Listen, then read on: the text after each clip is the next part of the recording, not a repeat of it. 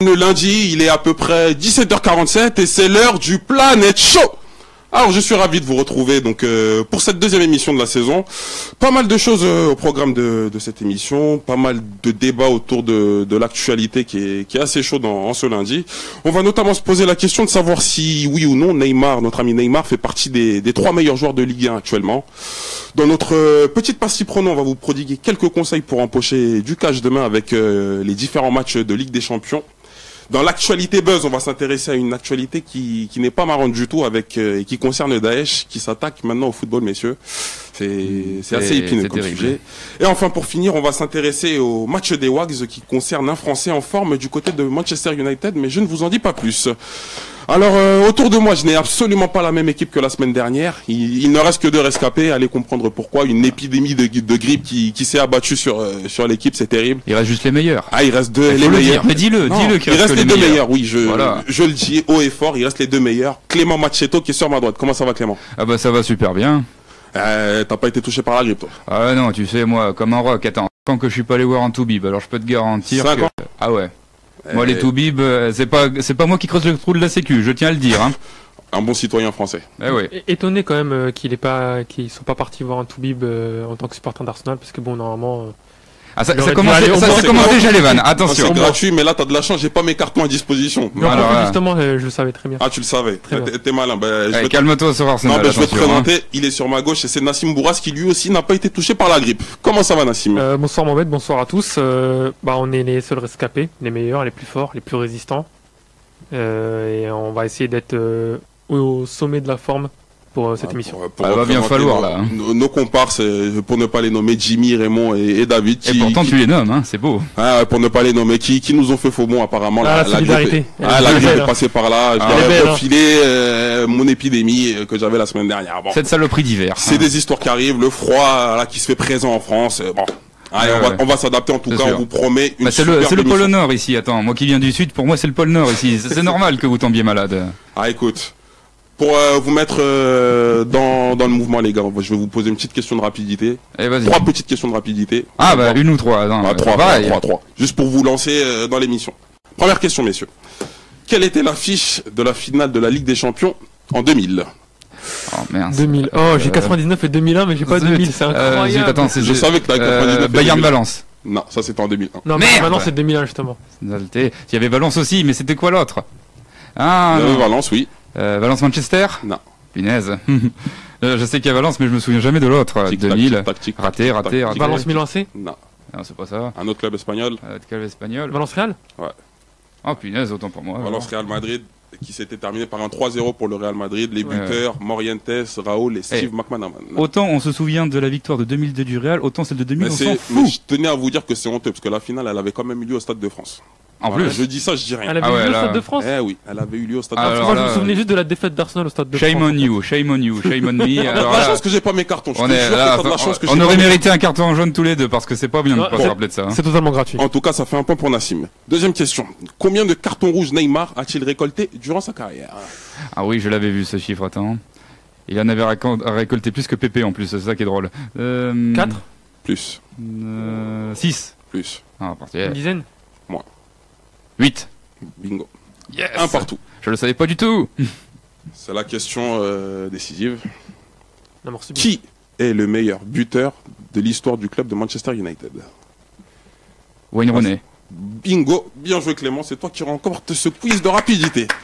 Bravo à toi Clément. Ah, Nassim, t'es assez mauvais en fait. Non, je savais que il allait pas avoir de questions sur l'Allemagne, mais bon, comme d'habitude, championnat sous-côté, mais ça reviendra. Non, mais je savais que si on pose des questions sur l'Allemagne, t'es avantagé, je te dis. T'es avantagé. Alors messieurs, sans plus attendre, on va passer rapidement à l'actu chaud.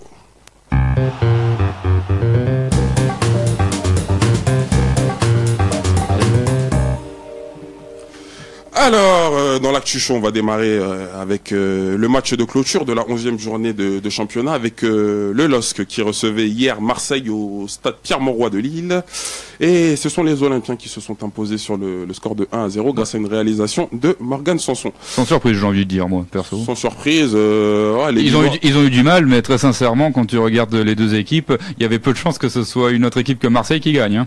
Ouais, mais les Lillois n'ont pas démérité quand même. Non, ils n'ont pas démérité, mais là, franchement, ils ont pas mal d'occasions. Et heureusement que Steve Mandanda était dans la cage. Mais t'as vu la série noire qui se tape là, c'est pas possible. Hein.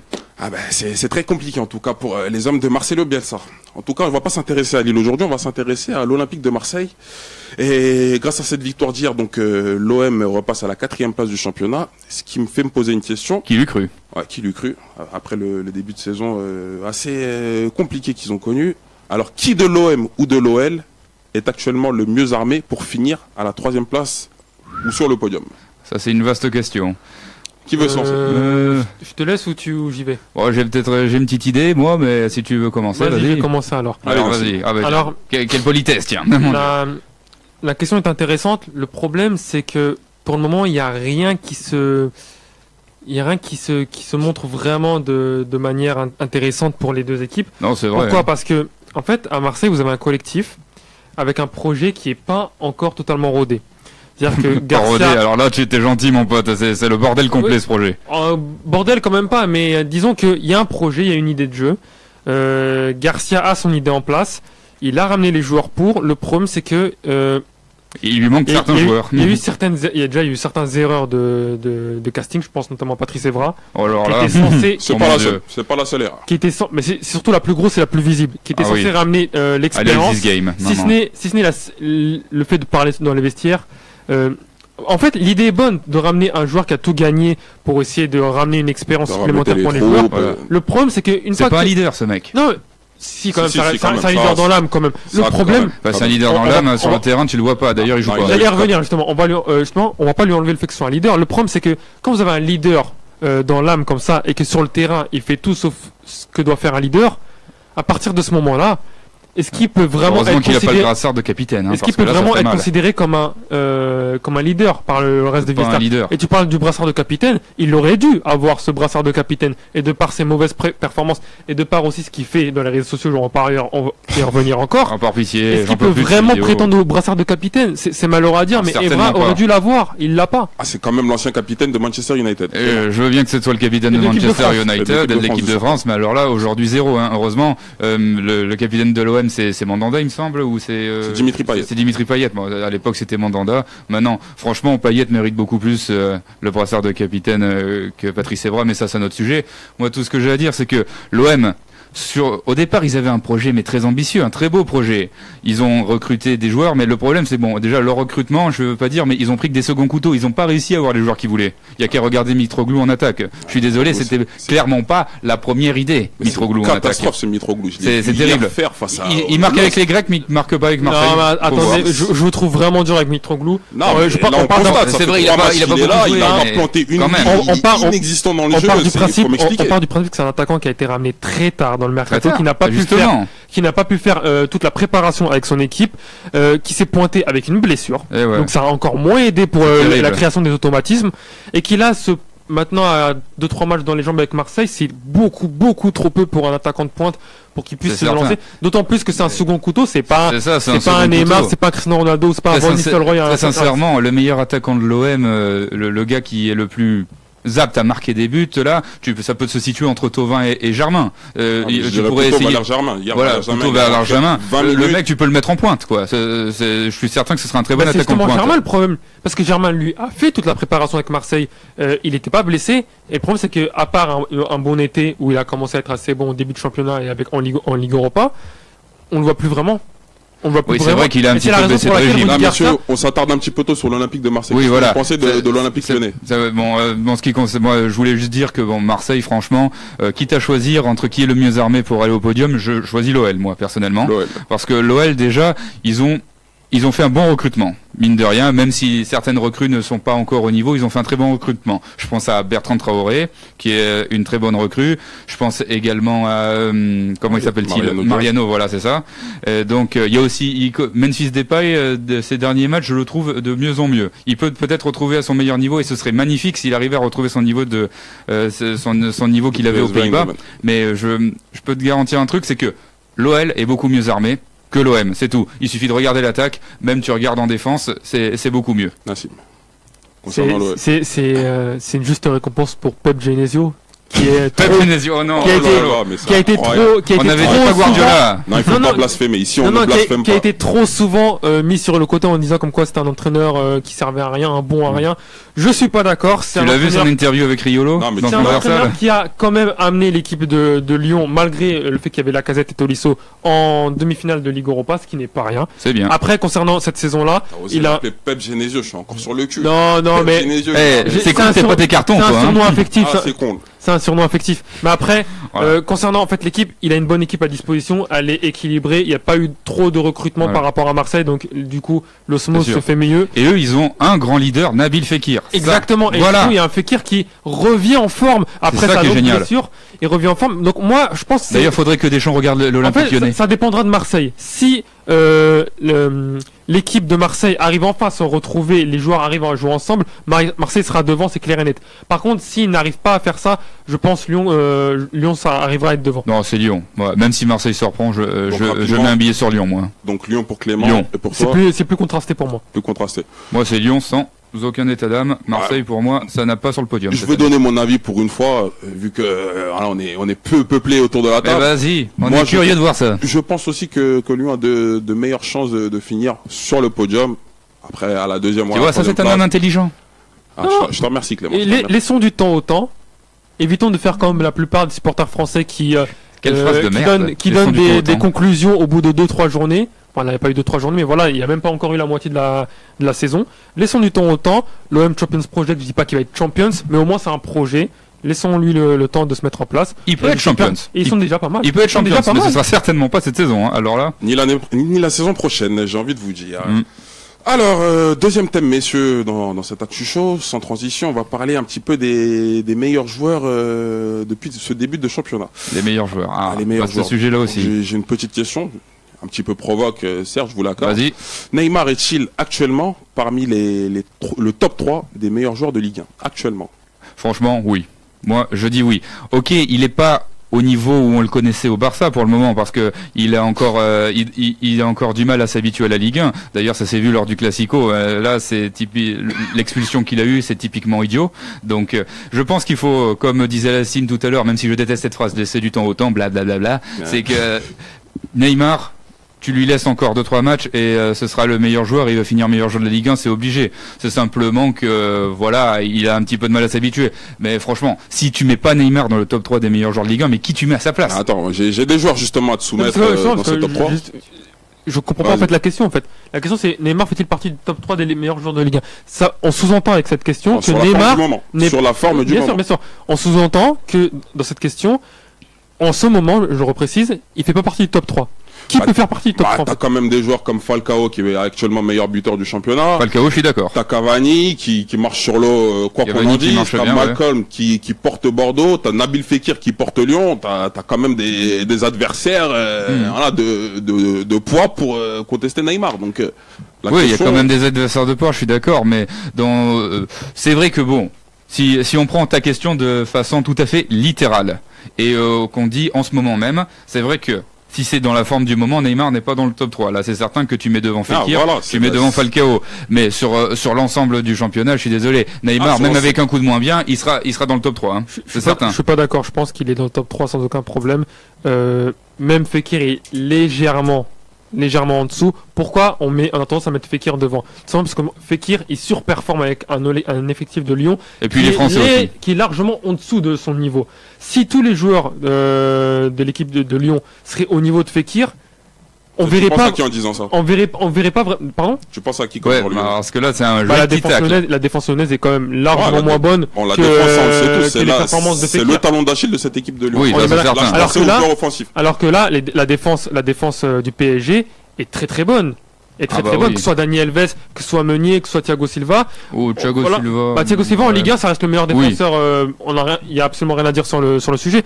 Après, je tiens à préciser que Neymar, ça reste quand même en 8 matchs, 7 buts et 5 passes décisives. Ah ça oui, ça tu peux pas le enlever. Falcao c'est 13 buts, mais il n'y a aucune passe. Donc, en même temps, on lui demande pas de faire des passes à Falcao. Mais qui porte Falcao, c'est un pur buteur. Il est décisif partout. C'est pas le même profil. C'est pas le même profil. Mais Neymar, dans ce qu'on lui demande, il le fait bien. Neymar, c'est un couteau suisse. Forcément qu'il va faire débuter les passes. Il le fait parfaitement. C'est 7 buts, 5 passes. S'il voulait, il ferait que des passes et il ferait marquer 20 buts à Cavani et à Mbappé. Mais en plus, c'est en moins de matchs que Falcao et Fekir. C'est pas faux. Je tiens à le préciser. Donc, ne pas mettre Neymar dans le top 3, je trouve que je vais pas dire que c'est une hérésie, mais c'est quand même sacrément chaud de le dire. Il est dans le top 3, il y a rien à dire. On peut très bien mettre Fekir et Falcao, il y a aucun problème.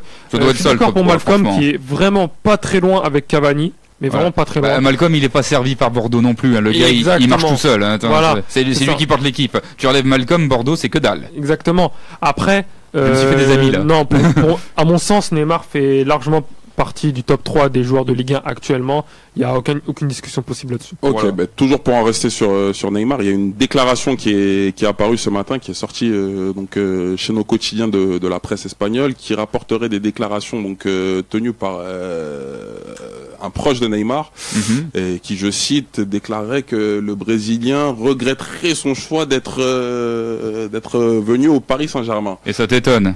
Très sincèrement. Oui, quand même. Oui. Très sincèrement, quand tu regardes sur le papier quitter le Barça pour le PSG, tu te dis mais what the fuck quoi. Non mais là c'est trop tard pour regretter son choix. Très sincèrement, record de Neymar, il faut bien comprendre pourquoi est-ce qu'il a quitté le Barça où il était dans un cocon. Faut dire ce qui est pour venir au PSG. Neymar voulait s'affranchir de Lionel Messi. Il voulait devenir la star d'une équipe. Il veut gagner le Ballon d'Or. Simplement, le problème, c'est qu'il se rend compte que son équipe, elle suit pas forcément comme au Barça. Ok, t'as Cavani et t'as Mbappé à côté, mais c'est certainement pas encore du niveau de Messi et de Suarez. C'est pas pareil. Et puis, il faut bien comprendre que maintenant, c'est lui qu'on attend au tournant. À Barcelone, c'est le premier sur qui on tape quand le Barça a des mauvais résultats. C'est Messi, parce que c'est Messi la star de l'équipe. Maintenant c'est lui, et peut-être la pression il la gère pas, et il regrette. Faut savoir ce qu'on veut dans la vie, donc ok il regrette, moi ça m'étonne pas parce que je pense que il était pas prêt pour partir du Barça. Il était pas prêt. Pour toi il a fait un mauvais choix de quitter le Barça. Ah oui, il aurait dû rester, mais alors 100 fois. Moi je suis encore étonné qu'on puisse croire à ces allégations en fait. Ah ouais. Comment on peut penser que Neymar, même pas 6 mois après son arrivée au PSG, regrette déjà son choix? Après, tu parles, Clément, qui supporte pas la pression. Comment on peut dire que Neymar ne supporte pas la pression? On parle d'un joueur qui a tout vécu en sélection et en club. Mais tout, que ce soit les titres gagnés, avec la Seleção, je parle de la Coupe des Confédérations, les Jeux Olympiques, oui. Les titres perdus, la Coupe du Monde 2014, les titres gagnés avec le Barça. En même temps, il a pas joué toute la Coupe du Monde non plus, il est parti direct. Non, mais parce qu'il était blessé. Ouais, mais quand même, je tiens à rappeler qu'il a aussi gagné la Ligue des Champions avec le Barça, qu'il a perdu avec le Barça. Il est passé par tout. Donc la pression, il la supporte, il n'y a aucun problème là-dessus. J'ai même pas envie d'épiloguer là-dessus. Après, concernant le chèque à la fin du mois, ça aide bien aussi. Concernant le fait que est-ce que Neymar veut vraiment quitter le PSG, mais est-ce que ça étonne des gens que Neymar se sert de la presse? C'est pas la première fois que ça arrive, ce sera pas la dernière. Pas plus tard que pendant le penalty gate, il a encore utilisé les médias. Neymar est très intelligent, il sait parfaitement comment utiliser les médias, il sait parfaitement comment marchent les médias. Il en a profité pour quitter le Barça. À mon avis, c'est surtout son père. Faut quand même pas oublier que on peut t'aider. Non. Il en a profité il a utilisé les médias justement pour quitter le Barça. Il a fonctionné. Son plan a marché. Il aurait dû écouter son père, selon moi. Qu'il veuille quitter le Barça. Après, c'est un autre débat s'il aurait dû quitter le Barça ou pas. Après, concernant ce débat-là, est-ce qu'il regrette? Je pense qu'il regrette absolument pas son choix, parce qu'avec le PSG, il aura un mot à dire sur le recrutement d'ailleurs. Ça, on n'en parle pas assez parce que le recrutement au Barça, c'est terrible que des joueurs aient des mots à dire sur le recrutement. Alors, c'est comme ça. C'est un autre débat, mais alors ça me tue à chaque fois. T'es une star, t'as pas de mot à dire. Non, pas forcément, parce que même un employé lambda peut avoir un mot, un employé qui est de longue date dans une boîte peut avoir un mot à dire sur le recrutement, parce que par exemple s'il s'entend pas avec la personne ou pas. Un employé de longue date, je dis pas, mais le gars il est là depuis 4 mois. Attends. Ah oui, mais il a quand même acheté 222 millions, donc il vaut la longévité. C'est le transfert le plus cher, le record. Cette longévité qu'il aurait. Je sais pas si on le battra un jour. En fait, cette longévité qu'il n'a pas est compensée par le prix qui a été dépensé pour lui. À ce titre-là, Mbappé c'est la même chose, et pourtant c'est un gamin de 18 ans. C'est pas exactement. 180 millions. Excuse-moi, c'est à 40 millions de différence, c'est que dalle. Oui, mais en fait c'est masqué par les 222 millions. C'est comme s'il a été acheté 30 millions. Tu me les donnes, et moi je les accepte grand. Pour le PSG, c'est que dalle, c'est un foutu pourboire. Ouais, mais si tu veux. Les 180 millions, c'est comme s'il a été acheté 30 millions du fait qu'il y a Neymar qui a été acheté au même moment à 222. C'est sûr. C'est ça le problème en fait. Ouais. Bon. Alors messieurs, dernier thème de cet Actu Show, on va rester en Espagne. Ouais, dernier thème parce que on va pas en Allemagne. Ah l'Allemagne, il nous emmerde avec l'Allemagne, c'est terrible. Il y avait de quoi parler avec Dortmund, le retour en forme du Bayern Munich. Oui, le Bayern Munich qui reprend sa première place, mais on va parler du Bayern Munich peut-être dans les émissions suivantes avec la Ligue des Champions, on aura le temps d'en reparler. Moi, j'ai envie de parler du Real Madrid avec Zidane qui commence à perdre un petit peu de son aura. Avec le Real Madrid, qui commence à connaître de plus en plus de défaites et qui se retrouve à l'heure où on se parle à 8 points du FC Barcelone. Alors ma question elle est toute simple. Est-ce que Zidane a perdu de son charme? Est-ce que Zidane a perdu de son charme? Non, je crois pas. Mais le problème, c'est que Zidane, faut bien comprendre une chose. Il a commencé au Real Madrid en janvier 2016 et pendant sa première année et demie, il a tout simplement tout gagné. Et il a jamais eu de problème. Il a gagné 2 Ligues des Champions, il a gagné une Liga. Je crois que c'est même la première fois, Zizou, que vous m'écoutez ou on t'écoute. Non mais parce que vous regardez vos téléphones là. Non, t'inquiète pas, on a une nouvelle. Ok, je vais continuer alors. Donc je disais, c'est la première fois que Zidane est vraiment au creux de la vague. Et c'est là qu'on va voir si c'est un très bon entraîneur ou pas. Est-ce qu'il va arriver à rebondir? C'est la question. Moi, très sincèrement, je suis très excité et je suis même, je vais pas dire content, mais je suis vraiment très intéressé par ce qui arrive au Real en ce moment, parce que là, on va voir si Zidane vraiment, il va montrer du caractère et il va voir si c'est un bon entraîneur et s'il va adapter ses schémas tactiques. Parce qu'il faut bien savoir une chose au Real Madrid, ils sont 2 à décider du jeu, Zidane et Ronaldo, et c'est déplorable. Nassim. Je suis d'accord parce que cette petite période négative va pouvoir montrer si Zidane est capable de supporter la pression qui est colossale. Il faut bien le dire au Real Madrid. Faut pas oublier, le Real Madrid, c'est certainement, je vais pas me faire que des amis en disant ça, et pourtant je suis un fan du Barça, mais c'est le plus grand club du monde à mon avis, parce qu'en tout cas celui qui a la plus grande aura. Et quand t'es entraîneur du Real, mais t'as une pression de ouf, mais que t'as jamais dans aucun autre club. N'oublions pas que Ancelotti, qui a été l'entraîneur de la Decima, a été viré la saison suivante parce qu'il avait fait un mauvais départ. J'avais jamais vu une connerie pareille. Si Zidane commence à se dire qu'il peut bénéficier du fait qu'il a remporté 2 Ligues des Champions d'affilée, personne n'est intouchable, même pas Zizou. Et de toute façon, Zidane, en tant qu'adjoint d'Ancelotti à ce moment-là, il le sait très bien, que sa tête peut sauter à tout moment. Voilà. Pérez, il a aucun il a quand même des arguments à faire valoir. Oui, il a des arguments. Il a champion, il y a quand même un truc à savoir. Avant qu'il se fasse virer, il va vraiment falloir. Il y a quand même un truc à savoir, c'est qu'à une certaine époque, Zidane, il a commencé en étant entraîneur de la Castilla. Il a été d'abord évidemment adjoint de Ancelotti, mais il a aussi entraîné la Castilla. Et à la tête de la Castilla, je suis désolé, mais son bilan, il est pas très bon parce que c'était mauvais.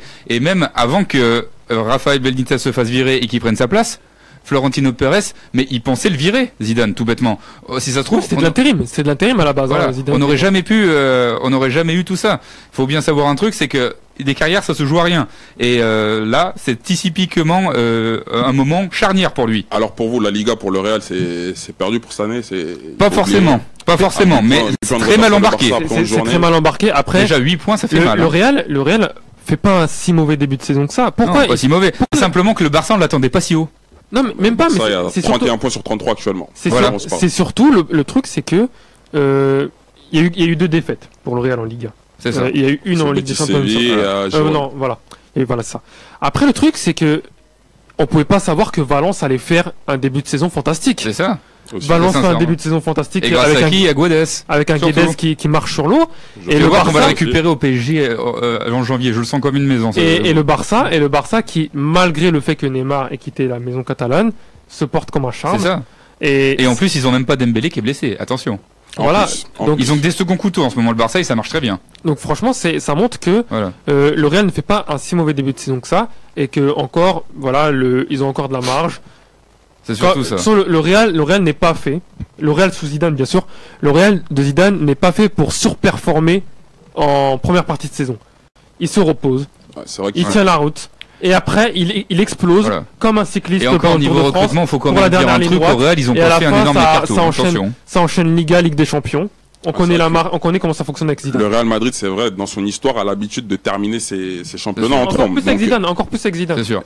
Ils ont pas fait non plus un excellent mercato, ce qui peut expliquer aussi, parce qu'il n'y a pas eu de recrues énormes au Real cet été. En fait, le recrutement, je trouve qu'il a été plus intéressant que celui du Barça dans le sens où le recrutement du Real, pour une fois, axe enfin son recrutement sur l'avenir. C'est ça. Et non pas sur le présent avec des Galactiques. Parce que on va pas l'oublier, le recrutement des Galactiques n'a mené à rien, si ce n'est à des éliminations en 8e contre Lyon. Alors que là, le Real a une équipe déjà structurée. Zidane a eu l'intelligence avec Pérez, bien entendu, il faut le souligner pour une fois qu'il fait une chose intéressante, attention, de ramener des jeunes joueurs pour façonner l'avenir. C'est ça. Donc tout est bon pour le Real. Façonner l'avenir, là il va encore changer et refaire des galactiques. Ne jetons pas le propre sur le Real. Il veut refaire des galactiques, Pérez, alors c'est pas gagné. Donc là, si je prends la température, ne condamnons pas tout de suite le Real maintenant. On va pas le condamner tout de suite, mais disons que quand même pour cette saison, ce serait un exploit. Et si Zizou arrive à faire ça, très sincèrement, tu peux l'appeler le meilleur entraîneur du monde. Tu peux l'appeler. Remonter 8 points sur le Barça. Alors avant de lancer le prono show, je vous le rappelle, chers liveurs qui nous regardez, jouez avec nous donc à notre jeu de fin d'émission, le C'est qui le patron. Voilà, le principe est bien simple, il suffit de trouver donc l'identité du joueur masqué qui apparaît donc sur les différentes pages de notre groupe. Et faites-nous parvenir donc vos réponses via les commentaires et un vainqueur sera tiré au sort et affrontera notre vainqueur de la semaine dernière, Farid. Si vous vous en souvenez. Bah oui, Farid, on s'en souvient. Qui nous écoute. On espère qu'il est là surtout et qu'il il sera là. Personne ne fera faux bon, ce serait dommage 2 fois de suite. Il répondra à l'appel. Allez, sans plus tarder, on passe tout de suite au prono show. Alors, pour ce prono show, donc c'est la nouvelle pastille qui était censée incarner notre ami Raymond, mais il n'y a même pas de jingle, c'est terrible. Hein. Mais la grippe est passée par là. La grippe est passée par là. La grippe et le budget aussi. Et le budget. Donc là, pour le coup, c'est moi qui vais m'en charger parce que j'ai quand même une petite expérience dans le domaine du pari. Je ne vais pas me le cacher. Allez, vas-y, boss, et nous on te regarde. Donc la semaine dernière, Raymond nous avait fait parvenir un pronostic. Est-ce que vous vous en souvenez autour de la table? N'en dites pas plus, C'était pas sur Nice. C'était sur Paris. C'était sur Paris-Nice. Ouais, il nous avait dit PSG vainqueur, mais il nous avait dit un but de chaque équipe. Je vous propose d'écouter la séquence, ça vaut le détour.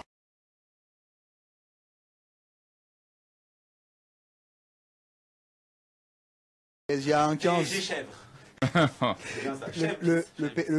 La cote du PSG à 1,15 n'est pas du tout intéressante. On va pas gagner avec ça. C'est de la merde. Donc je vous ai trouvé un petit pari très sympa. Dis-nous. Côté à 2,38. 2,38. Je vais vous expliquer pourquoi et franchement elle est pas mal. 2,38 je paye mon mariage. C'est-à-dire que si je mets 10 000 euros, à 2,38. Donc c'est mort. C'est mort. Je paye mon mariage. N'empêche, le mec est tellement riche qu'il peut se permettre 10 000 euros sur un seul pari. C'est magnifique. On n'a pas tous les moyens du président de Paris Champion. Paris Champion, allô. Paris Champion, le reste c'est du bidon. Donc la cote, sans plus d'attente, c'est que le PSG s'impose. On reste là-dessus et on va miser sur un but des deux équipes. Voilà. Pourquoi? Le PSG qui s'impose avec le but des deux équipes à 2,38. Avec le but des deux équipes. N'importe quel but. Ah ouais, donc j'ai de la mémoire quand même. Paris-Nice et bon, le pronostic de Raymond, on peut le dire, est tombé à l'eau. Hein. C'était minable. C'était minable. Donc si vous aviez suivi, donc j'espère que notre invité de la semaine dernière, président de Paris Champion, David, n'a pas parié les 10 000 euros de son mariage sur le pari. Ah bah alors là, avec le vu les revenus du site Paris Champion, le reste c'est du bidon. Je pense que normalement les 10 000 euros il les aura comptabilisés. On lui passe le coucou d'ailleurs. Oui, on lui passe le coucou à David. Alors moi cette semaine qui veut prendre le relais de Raymond, moi je vous propose j'espère que tu seras meilleur que lui, hein. Attention parce que le Magneto il reste, hein. Ah ouais, le Magneto. T'as la pression là. Ah ouais. Moi j'ai quelque peu la pression, mais je m'en fais pas trop pour mes fesses. Bon ça risque pas d'être le championnat japonais dans tous les cas. Ah non, ça ne sera pas le championnat japonais. Bon, ça existe. C'est trop long. Je vous expliquerai l'histoire peut-être en aparté plus tard si vous êtes sage. Ah bah je veux bien parce que je sais pas du tout de quoi tu parles. Je te l'expliquerai plus tard. Alors moi mon pari du jour pour gagner un maximum de sous-sous, moi je vous propose des sous-sous dans la popoche. Des sous-sous dans la popoche. Moi je vous propose de parier sur le match Sporting Portugal Juventus de Turin. Une belle affiche. De prime abord. Donc les cotes je vais vous les donner grosso modo. Donc une cote variée. Donc il y a 3,75 pour le Sporting Portugal, 3,30 pour le match nul et 2 pour la Juventus de Turin. C'est pas mal comme cote, c'est intéressant. Ah ouais, la cote pour les Bianconeri. Ouais, c'est intéressant de mettre un petit billet dessus. Moi je vous conseille en tout cas de mettre une petite pièce sur la Juventus de Turin. Moi aussi. Qui, il faut le souligner, s'est imposé donc lors du derby contre le Milan AC évidemment. 2-0 grâce à Pipita Higuaín qui s'est réveillé. Gonzalo Higuaín. C'est pas trop tôt. Donc Gonzalo Higuaín, déjà je le vois buteur pour cette rencontre. Donc ça c'est un pari annexe si vous voulez. Moi je mettrais bien Dybala. Dybala sera en forme et il va porter cette équipe. En Ligue des Champions, il arrive toujours à faire des trucs. Donc je vois une victoire donc de la Juventus 2-0, donc une cote à 2. Et ça pour le petit surplus, le petit kiff. Ouais. Une victoire par 2 buts d'écart de la Juventus. Par 2 buts d'écart. C'est mon petit fun. Ça c'est mon petit fun. Attention, parce que c'est mon petit fun personnel. Faut pas oublier qu'à l'aller à l'Allianz Stadium parce que c'est plus. C'est plus le stade de la Juve a changé de nom. Ah, Allianz Stadium. Oui, ils ont changé de nom. Ils ont fait un naming aussi. Donc oui, c'est ça, avec Allianz. Putain, c'est chiant ça. Voilà. Le truc c'est qu'il y a eu 1-1 et ils ont marqué le deuxième but vainqueur de Mandzukic à la 84e. Ouais, mais donc attention. Ça marche quand même. La Juventus a l'habitude de ces matchs couperés, ric-rac ou vraiment qui sont indécis, ils ont l'habitude de faire la différence. Mais attention, tu nous as dit 2 buts d'écart. Est-ce que tu vois plutôt un 2-0 ou un 3-1? Est-ce que tu les vois sans prendre un? C'est différent. Moi je vois un 2-0 personnellement. Mais en tout cas, pariez sur la victoire de la Juventus et vous retomberez sur vos pattes. Moi je parie sur la victoire de la Juventus aussi, mais très sincèrement, je les vois sans prendre un. Pour être honnête, parce que la défense de la Juventus depuis que Bonucci est parti, c'est pas pareil. De toute façon, tout est sur bande. On repassera la séquence la semaine prochaine. Si jamais vous voulez me couper la tête la semaine prochaine, libre à vous. Ah, c'est pas nous qui avons coupé la tête, c'est les internautes qui ont perdu. Hein. Après le résultat. Jugez-moi dès que vous aurez vu mon. Et on parie pas sur le match de Schelling-Porten contre le Bayern. Non, ça va aller, ça va. Ok, tout le monde s'en fout, moi le premier. Je sais même pas s'il est pronosticable celui-là. Allez, c'est la fin de ce prono show, alors sans plus tarder, on passe tout de suite au Buzz Show.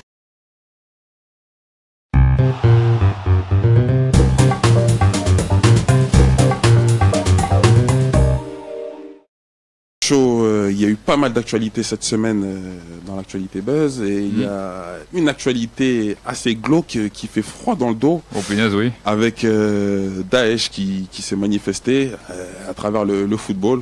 Voilà. Qui l'eût cru? J'aimerais, franchement, genre là. Qui l'eût cru, ils ont fait parvenir donc par des communiqués via leur des photomontages, des vidéos, photomontages assez qui font franchement froid dans le dos. Ça fait flipper. La première fois que je les ai vus, franchement, j'étais pas bien. Ah, moi non plus. J'étais pas bien du tout. Et on vous propose de les voir rapidement, ces images. Donc, on vous les fait défiler. Je devrais même pas leur faire de pub à ceux-là. Ah, on leur fait pas de pub, mais bon. Alors il y a un photomontage avec la tête de Messi, Didier Deschamps et Neymar. Et à ce qui paraît, il y en a même un qui a été diffusé cet après-midi sur Cristiano Ronaldo. Mais je pense que Deschamps en fait il paye le problème Benzema parce oui, c'est ça. C'est exactement ça. Je pense qu'à Daesh on est aussi pro Benzema. C'est ça. Voilà, sans faire de. Je suis même étonné qu'ils aient pas mis Olivier Giroud. Voilà. Tu vois, je suis étonné. C'est incroyable, hein. Parce que ça voudrait dire que les combattants de Daesh suivent aussi les performances de l'équipe de France. Alors messieurs, est-ce qu'il faut prendre ces menaces de Daesh au sérieux? Totalement. Ah oui, sérieux. Alors là, le mec qui dit non, il est con, c'est tout. Mais j'ai envie de vous dire, ça a déjà été l'attaque contre le football a déjà été faite. Oui, Stade de France contre le match France-Allemagne. À la base, ils voulaient rentrer dans le stade. Heureusement que les stadiers les ont pas laissés rentrer. Mais t'imagines le carnage que ça aurait été? Exactement. Et malgré ça, ça a eu quand même une portée internationale. Donc, faut pas oublier que Daesh doit faire parler de lui, parce que bon, je vais pas revenir sur les problèmes géopolitiques. Daesh a des difficultés actuellement au front. Donc, le truc, c'est que forcément, ils ont besoin de faire parler d'eux, et rien de mieux que le football en pleine période justement de Coupe du Monde. Coupe du Monde, c'est ça. En pleine période de Coupe du Monde. Ils avaient déjà menacé de s'attaquer à l'Euro. Heureusement, on avait fait un énorme dispositif policier. Et là, franchement, je remercie la police française parce que, d'après ce que j'ai pu lire dans la presse, on a évité pas mal d'attentats pendant l'Euro en France. Et malgré ça, l'attentat, bon là pour le coup, ça n'a pas été fait par Daesh, mais ça a été fait contre Dortmund, a eu lieu. Ouais. Il a eu lieu. Et en plus, c'était pour un motif débile. Alors là, ça m'a tué. Voilà, mais le truc, c'est que ça a fonctionné. Et voilà. Donc en fait, les joueurs sont pris pour cible de 1 et de 2. Ils peuvent être pris, ils peuvent être attaqués. Faut savoir, c'est des superstars les joueurs. Ils gagnent énormément d'argent, donc forcément, quand tu veux faire des morts et tu veux faire un impact, comme on dit, faut que ça ait une portée nationale. Alors, imagine si Daesh ils arrivent à faire sauter Neymar ou Didier Deschamps, ce serait terrible. Et en plus, dans la Coupe du Monde. Après, je suis assez content que la Coupe du Monde ait lieu en Russie, justement parce que Vladimir Poutine, à mon avis, il laissera jamais faire ça. Et lui, pour le coup, il va déployer, mais alors tout le Kremlin. Ouais, c'est une actualité assez morbide. C'est ça. Comment tu veux rigoler là-dessus? En espérant que ça reste au stade de la menace et qu'on n'ait pas comme pour l'Euro, on ne jamais leur menace à exécution, bien évidemment. On espère bien. Franchement, je pensais ou alors qu'on les arrête avant, quoi. Je pensais pas un jour dans le Planet Show parler de Daesh, honnêtement. Ah bah, nous non plus. Comme quoi, l'actualité Buzz ne nous tient pas. Alors, on va revenir à un thème un petit peu plus gai, messieurs, si vous le voulez bien. Oui, s'il te plaît. Donc, mieux. D'un personnage qui peut être utile en période en plus d'attentat si vous courez vite comme notre ami là qui va venir. Est-ce que tu as le nom de notre ami justement? Je l'ai, j'ai tweeté là-dessus d'ailleurs, mais vous avez oublié son nom. Je sais son nom. Quel est son nom? Mimi. Oh là là. Ah désolé, il fallait que je la fasse. Non, il a voulu imiter qui Speedy Gonzalez, sérieusement? Non, j'ai voulu imiter Bibi le Coyote. Ah, d'accord. Non, mais là, faut revoir tes classiques, mon pote. On est bien d'accord que là, ça mérite rouge immédiatement, là. Non, mais j'ai pas mes cartons sur moi. Il a pas ses cartons. Est-ce qu'on a vraiment besoin de cartons pour ça, en fait? Bah oui, pour mimer le geste, ça va être compliqué, sans carton, sans rien. Carton rouge, je peux pas le faire de manière fantomatique. C'est ça. Alors je vous propose de regarder tout de suite le petit extrait que voici.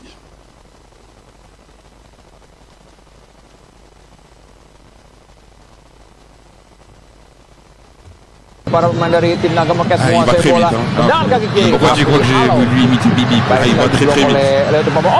Sebuah saluran kali ini. Terence Fuhiri masih Terence Fuhiri.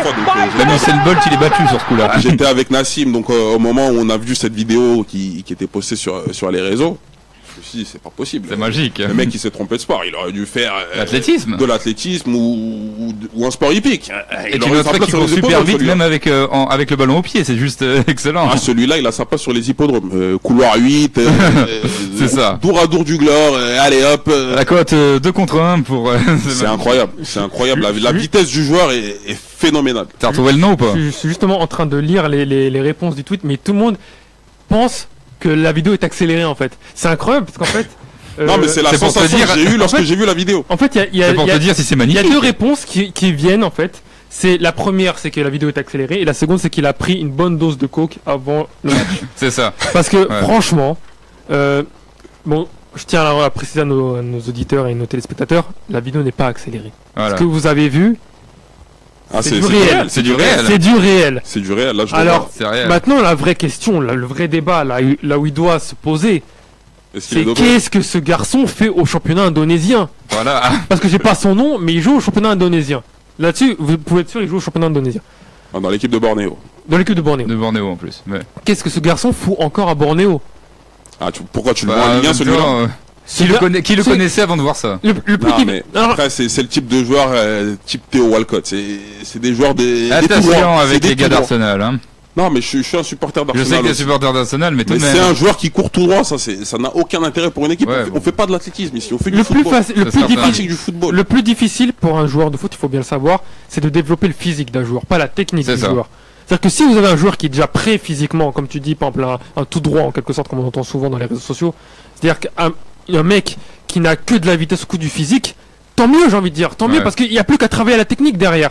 Et après, dans les grands clubs, il y a forcément des préparateurs techniques qui sont aptes à développer le potentiel technique de la personne pour faire en sorte qu'il n'a plus que la vitesse ou la force, mais d'autres techniques comme la frappe de balle ou le contrôle. Ça, après, ça se travaille, peut-être 1 an ou 2, ça dépendra peut-être du potentiel du joueur. Mais après, quand tu regardes sur la vidéo, tu n'as pas le temps de voir si le mec est carré ou pas. Non, mais quand on voit déjà les qualités du jeune homme dans cette vidéo, franchement, moi je suis recruteur d'un grand club, je le prends même pour le mettre dans l'équipe réserve, je le fais travailler, j'ai absolument rien à perdre. Ok. Pas mal. C'est votre dernier mot, messieurs? C'est sûr. Mais vous avez pas parlé de la vidéo qui a fait le buzz tout le week-end? Ouais, la vidéo avec les 10 points de suture. Ah, sur le pénis, non, pas ça. Oula, c'était quoi ça? Je loupe pas. C'était la vidéo où on voit Ashley Young se faire chier dans la gueule par un oiseau. Ah, ouais, je l'ai vu, mais... Qu'est-ce que tu veux dire dessus? À part qu'est-ce que tu veux dire? Là aussi, tu pouvais penser que c'est un c'est un montage, mais pas du tout. Non, je tiens à rappeler que là, ça va bientôt être l'heure du dîner. On veut quand même préserver l'appétit de nos téléspectateurs, donc voilà. Putain, il dîne tôt les téléspectateurs, 18h. Un minimum, s'il vous plaît. Et justement, nos liveurs, ils sont assez impatients pour connaître d'une part le gagnant du prono cadeau et pour savoir qui est-ce qui va défier Farid dans notre jeu de fin. C'est qui le patron? Alors, ça arrive dans quelques instants. Il reste encore une dernière séquence que l'on va passer. On peut pas le louper celle-là, attends, il faut la mettre. Ouais, celle-là c'est une séquence que je sais que vous attendiez, messieurs, vous l'attendiez tous. C'est la séquence olé olé un petit peu de l'émission. C'est la séquence des Wags. C'est la séquence des Wags avec...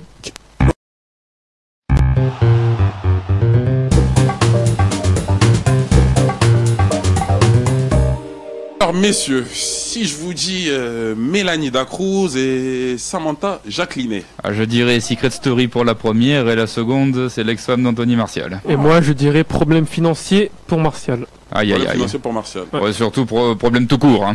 Voilà, en tout cas vous êtes dans le vrai parce que vous avez trouvé donc la correspondance entre ces deux femmes, qui est Anthony Martial pour le coup. Parce qu'il a quitté sa femme pour Mélanie Dacruz. C'est ça, tu m'as l'air bien informé, Clément, quand même. Ah ben, je suis un petit peu quand même. Hein. Ah, non, mais franchement, plus que de raison. Ça, il a trouvé de manière... plus que de raison, tout de suite. J'aurais pas la prétention de me lancer dans ce genre de... parce que d'informations. Non, le nom des femmes des joueurs, tu les connais pas. Je préfère me cantonner sur le terrain, c'est le principal. Ah, tu restes sur le terrain. Ah, moi je suis un coach à l'ancienne. Ça, c'est ce que tout le monde dit, ça. Mais tout le monde connaît les femmes des joueurs, on les connaît sur les bouts des doigts. T'inquiète pas pour ça. Alors, on va vous proposer un petit photomontage donc entre les deux femmes, justement, entre Mélanie Dacruz et Samantha Jacquelinet. Et on revient tout de suite après. Donc voilà, il y a les images qui défilent. Ah, franchement, pas mal, hein. Ouais, ça sort bien le Anthony Martial. Bah là, j'ai les photos sous les yeux. Bah... Après, je ne voudrais pas polémiquer, mais merci quand même le compte en banque aussi un peu parfois. Ah oui, voilà. Un petit peu. Même sans, il pourrait, hein, très sincèrement. C'est pas la question, mais le compte en banque aide. Bah disons que s'il serait pas footballeur, il aurait pas quitté celle-ci pour en recevoir une autre aussi bien gaulée, on va dire. Surtout qu'il est père avec la première, donc. Oui. D'où le problème financier et judiciaire. Ouais, c'est vrai qu'il y avait eu une affaire entre Samantha et Mélanie Martial. Et Anthony. Non, en fait, fait qu'Anthony Martial est quitté, donc. Qu'elle avait plus les moyens d'assumer son fils parce qu'il l'a voyé. Ça avait fait un gros buzz la saison dernière. Oui, ça avait fait un gros l'année dernière. Les deux femmes s'étaient même clashées sur les réseaux sociaux, donc c'était invectivé à travers un vrai bordel. Et il y avait même le frangin de Martial qui a dû intervenir, il me semble, pour calmer son ex-femme. Parce que bon, voilà, en fait, il paraît qu'elle exagère un petit peu. Après, bon, on connaît pas la vérité dans cette histoire, donc. Mais c'est qui l'ex du coup dans cette histoire? C'est Samantha. Et la nouvelle, c'est Mélanie. Bah, je veux bien comprendre un peu le fait qu'elle soit un peu énervée parce qu'elle a quand même perdu gros au niveau financier, quoi. Ah bah ça.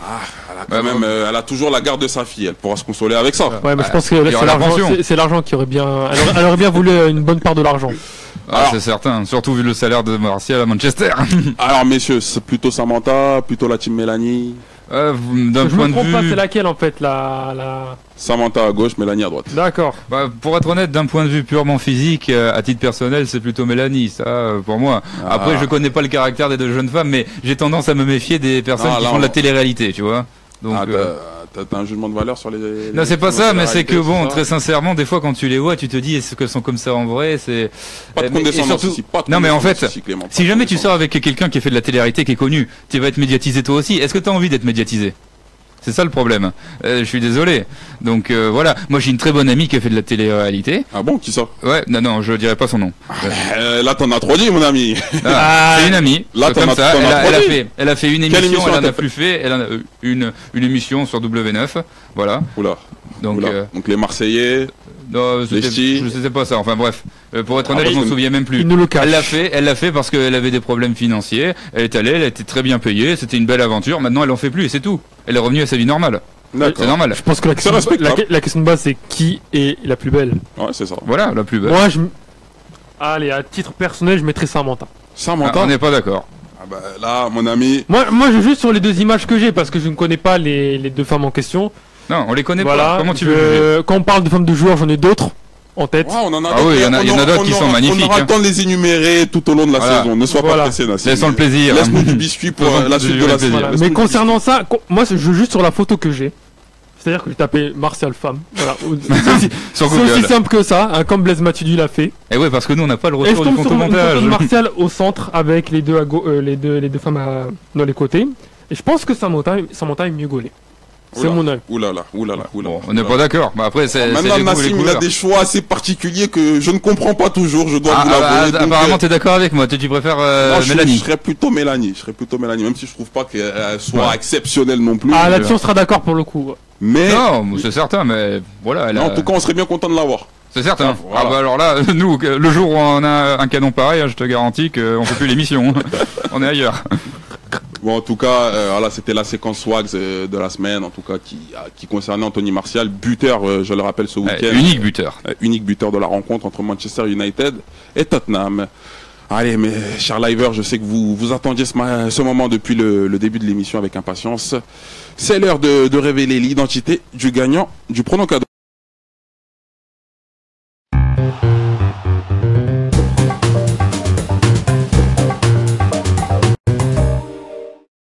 Totalement.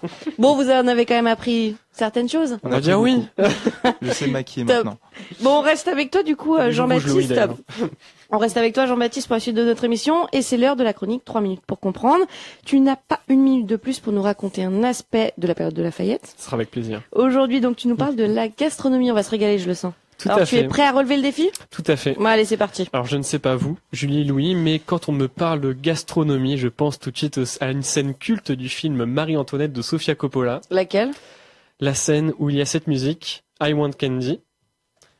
On voit l'un des majordomes poser des friandises, des pâtisseries qui, ma foi, ont l'air fort goûtus. Mais mon but n'est pas de vous faire saliver durant 3 minutes en vous parlant de la meringue créée à l'époque. La meringue, c'est quand même cool. Hein. Ah oui, c'est vrai. Mais je vais plutôt vous parler des petites révolutions culinaires nées durant cette période. À l'époque de Lafayette, le XVIIIe siècle, c'est le progrès à tous les niveaux. De la philosophie aux sciences, en passant par l'art, tout y passe, y compris la cuisine. Les recettes se complexifient drastiquement, mais tout en essayant de privilégier la simplicité et le naturel des aliments. Quand on parlait tout à l'heure du vouloir rester naturel au niveau du maquillage, je pense qu'on est un peu dans le même domaine. Mais quand je parle de complexité, la cuisine rivalise avec les mathématiques. Ainsi, trop dur, quoi. Grave. Ainsi, les cuisiniers de l'époque cherchaient la combinaison ultime et le raffinement suprême. Les aliments, pour leur part, sont plus chers et plus luxueux. Chers auditeurs, c'est donc l'avènement de la cuisine moderne que l'on appelait à l'époque la nouvelle cuisine. Et derrière les fourneaux, il y a une véritable guerre ouverte entre les traditionalistes et les modernes. Ah, c'est vraiment une guerre. Ah ouais, vraiment une guerre. Alors n'imagine pas non plus de gros cuisiniers qui se jettent des poireaux en pleine figure, mais plutôt des punchlines dans des livres de recettes. Ainsi, la préface des dons de commu, s'il vous plaît, de François Marin, véritable référence de l'art culinaire du 18e. Je ne peux pas me permettre de payer ton loyer. Généralement, ça se passe le matin. Vacances, mais bon. Alors, si tu m'offres des places pour la Ligue 1, je prends quand même, hein, je vais pas te, hein. Ah, il manquerait plus que tu chipotes, okay. C'est incroyable, ça, quand même. Non, mais. Le mec, on lui file des cadeaux, il en veut pas. Mais t'es un génie, Alexandre. D'où tu nous viens, Alexandre? On est en 2017, hein, tu connais, les gens, ils sont bizarres en ce moment. Ah, en plus, ça me tutoie, normal. Là, on va se tutoyer, Alexandre, on va se tutoyer. D'où tu viens, Alexandre? Tu m'appelles sur mon téléphone portable vers 19h, on peut se tutoyer, on en est plus là. Ah, on en est plus là, en effet, on en est plus là. Ouais, c'est vrai. D'où tu nous viens, Alexandre? Moi j'habite à Fontenay-sous-Bois, peut-être que tu connais, c'est pas une ville très très connue, mais... Ouais, c'est une petite ville, à côté de Montreuil. Moi je dirais plutôt, généralement je la vends plutôt proche de Vincennes, tu vois, ça fait moins ouais, d'accord, ouais, mais en tout cas... il veut pas être cantonné au 9-3, en fait, tu vois. Ouais, mais je vois à peu près où c'est situé. Ouais, voilà, tu vois. Et qu'est-ce que tu fais dans la vie, Alexandre? 94, quand tu commences à parler de Montreuil, tu vois, ça commence à baliser en général. Il veut commencer à nous faire la carte de l'Île-de-France. Qu'est-ce que tu fais dans la vie, Alexandre? Hein? Qu'est-ce que tu fais dans la vie? Tout, mais surtout n'importe quoi. Oula, c'est un joli métier, ça. Ça sent le chômeur à plein nez. Et ça paye bien. Ah, t'as pensé à chômeur, je pense à autre chose. Non, je suis encore en période d'études en ce moment, je suis en alternance. Ah, t'es en alternance. Voilà. Il fallait le dire, étudiant. Ah, toi, tu penses à quelque chose d'encore plus sombre. Ah, moi, je pensais à un truc pas net, en fait. Je vais te le dire direct. Vous êtes condescendant quand même autour de la table. Mais si, je vois, toi tu voulais parler de trucs genre prostitution ou deal. Oula, non, je pensais pas aussi loin. Ça va trop loin. Écoute, Alexandre, il n'est que 18h35. J'ai senti très fort que tu pensais à ça, j'ai lu en toi. Aïe. Non, mais normalement, il n'y a pas le bandeau moins de 18 là qui devrait apparaître parce que. Non. On n'aura pas besoin, il n'y a pas d'utilité, Bah non, t'as pas les images, t'as que le son. Et encore, je te fais pas les meilleurs sons, parce que je pourrais te trouver des vrais trucs. Oulala. Il m'a l'air assez chaud, notre gagnant. Je vais te poser une dernière question, Alexandre. Tu m'appelles vers 23h, t'inquiète, je te fais entendre des vrais sons, mon gars. Ah oui. Je vais juste te poser une dernière question, Alexandre. Je te rappelle plus tard. Je vais te poser une dernière. Tu m'as parlé de place. Il me laisse pas en placer une, c'est exceptionnel quand même. Il est lancé là. Alors, Alexandre, j'ai une dernière question. Quel match tu voudrais assister? À quel match je vais y arriver? À quel match voudrais-tu assister? Waouh, c'est pas évident. À quel match voudrais-tu assister? À quel match voudrais-tu assister? Quel match? Mais quand c'est comme ça, tu me proposes pas des matchs normalement? Je peux te proposer des matchs du Paris Saint-Germain, des matchs de l'équipe de France, en tout cas tout ce qui se passe en France. Ouais. Ne t'aventure pas de réclamer des matchs à l'étranger, ce ne sera pas prié. T'as aussi le droit de prendre un match de national. Moi je suis né en janvier, mais il me semble qu'il y a un match du PSG en janvier contre Montpellier ou un truc comme ça, non? Ouais, peut-être le retour certainement, du PSG face à Montpellier. Ouais. Tu veux des places pour le parc en fait. Si, j'avais vu parce que j'ai un potin, il est à fond dans le foot, blablabla, je sais pas quoi, tu vois. Ah mais là c'est exceptionnel, là on fait gagner un match. Après le truc c'est que je me souviens plus de la date, mais j'aimerais bien avoir un match. Je crois que c'était PSG Montpellier, hein. Donc tu veux voir le PSG Montpellier. Donc d'accord, c'est validé. On va te prendre 2 places pour le match PSG Montpellier. Okay. Sans souci. Sans souci. En tout cas, félicitations à toi Alexandre encore une fois. Bravo. Ouais, merci les mecs, hein, vous me mettez bien. T'as pas l'air d'avoir une culture foot très développée, mais en tout cas t'es très sympa. T'es très sympa. Ouais, ça a été un plaisir Mais en tout cas, bonne continuation à toi et à très vite sur le Planet Show. Ouais, à très vite. Allez, à plus tard. Allez, ciao Alexandre. Ciao. Bonne soirée à toi. Ouais, bonne soirée les gars. Ouais. Bonne soirée. Bonne soirée. Elle est tombée sur un client en or là. Ah, il est génial quand même. Hein, mais c'est surtout, pourquoi est-ce qu'il a joué au prono cadeau? Ah ben, le gars s'en foutait. Non, il a dû voir l'affiche sur les réseaux sociaux, il a pronostiqué. Je te dis, moi, ce qui s'est passé, il a dû aller sur un site sur Facebook où il y a listé tous les concours qui se passent actuellement. C'est ça. Et les a fait les uns après les autres. Il a reçu un appel du Planet Show, voilà, vous avez gagné. Il a une chatte de tous les diables. Bravo, il faut l'applaudir là-dessus. Ah, j'aimerais bien être cocu comme ça, hein. Avoir une chance de cocu pareil. J'aurais bien aimé qu'on lui redemande le score du match juste pour voir s'il avait vraiment trouvé le bon truc, parce que là j'en doute. Non, en tout cas, s'il a été tiré au sort, c'est qu'il a trouvé. Il a gagné. Il a trouvé le bon score qui était de 1-0 pour l'Olympique de Marseille. On n'est pas à l'abri d'une connerie, hein. Ah, non, quand même. Là, j'ai confiance en mes équipes. Et on a un minimum de professionnalisme quand même. Un minimum, tu fais bien de préciser. J'ai confiance en mes équipes. Alors, sans plus tarder, on va passer au deuxième jeu donc, de l'émission. Eh oui, deuxième. C'est qui le patron?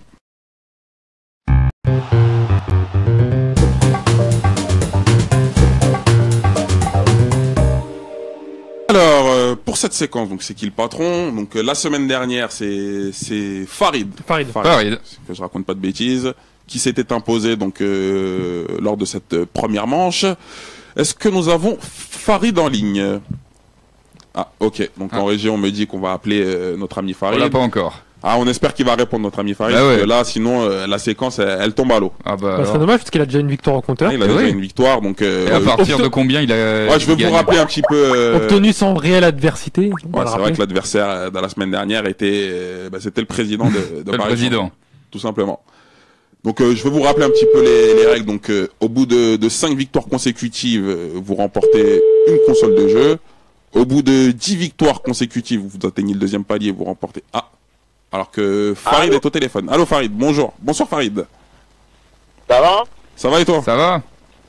Ça va très bien l'équipe. Alors prêt à remettre ton titre en jeu? Plus que jamais. Plus que jamais? Il est en forme. Tu m'as l'air chaud. Alors en régie, on va pas tarder à appeler ton second adversaire. Alors comment tu te sens là pour cette nouvelle opposition?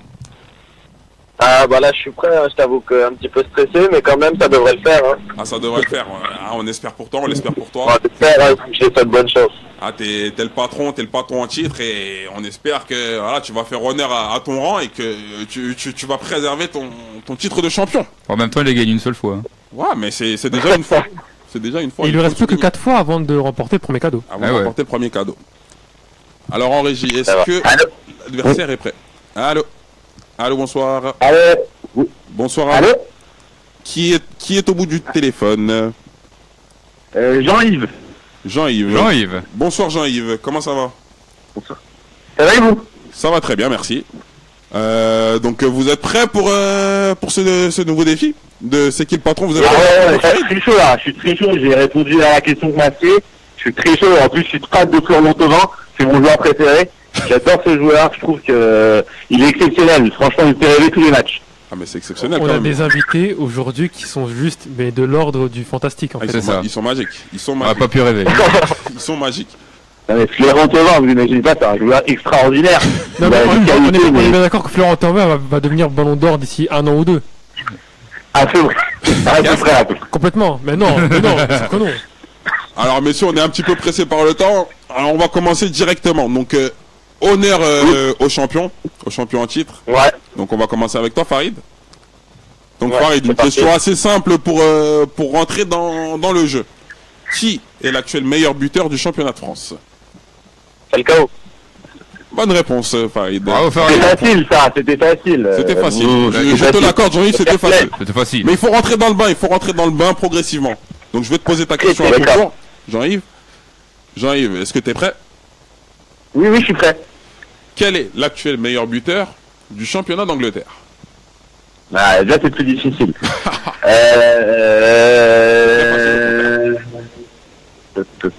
10 secondes. Lukaku. C'était pas Kane?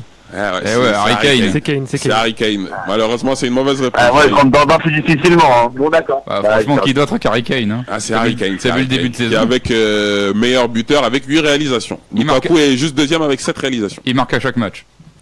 Question suivante. Lukaku, il a combien de réalisations? 7 réalisations pour Lukaku. Ah, il est deuxième. Ah, d'accord. Très bien. Deuxième question, Farid. T'es toujours avec nous? Ouais. Toujours là. Qui est l'actuel meilleur buteur du championnat d'Italie?